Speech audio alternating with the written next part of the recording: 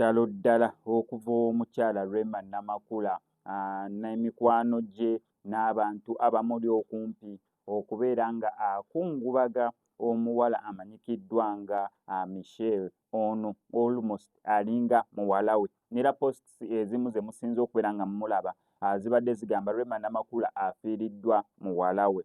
Ono abadde ani? Ono abadde so close nnyo ku Rema Namakula to the extent nti yafuuka na muwala we. Bantu bangi mu family yammwe oba baneighbor bammwe mukimanyi bulungi nnyo nti abalina abaana abatali biologically baabwe naye nga mukimanyi bulungi nnyo nti bagamba mbu abaana b'eno ennyumba mujje nabo bajjiramu. So omwana ono abadde close nnyo ku Rema Namakula nga yava mu kyokubeera faani, yava mu kyokubeera ki nga yafuuka like part of the family. Bawala ba Rema Namakula nga bamumanya azannya nabo, bonna mikwano gya Rema Namakula nga gimumanyi.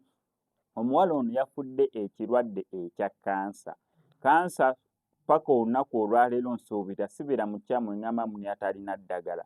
Kansa womufuna aba agenda kuluma paka lw'onooba ogenda okuva mu bulamu bw'ensi eno. Ku myaka emito ddala nga womulaba mwana muto bw'atyo Mukama Katonda we yasazeewo okubeera nga amuyita adde gy'ali era nga ekirwadde ekyamugjeewo ky'ekirwadde ekya kansa. Rema Namakula yabikidde bekikwatako n'abantu abamu ku social media platforms n'ez'abaana be ng'eyali ya Ssebunya nayo nagirabyeko nga bamubise omwana ono amanyikiddwa nga Michelle. Konze nange kanzije nsobola okubeera nga ntegeeza ba SMX Media Kings and Queens nti si birungi eri omukyala Rema Namakula. Munnange okiraba ng'ekiri awo naye munnange omala fiirwako omuntu ali close naawe n'otegeera nti ddala okufa kwa ddala oba okufa gye kuli.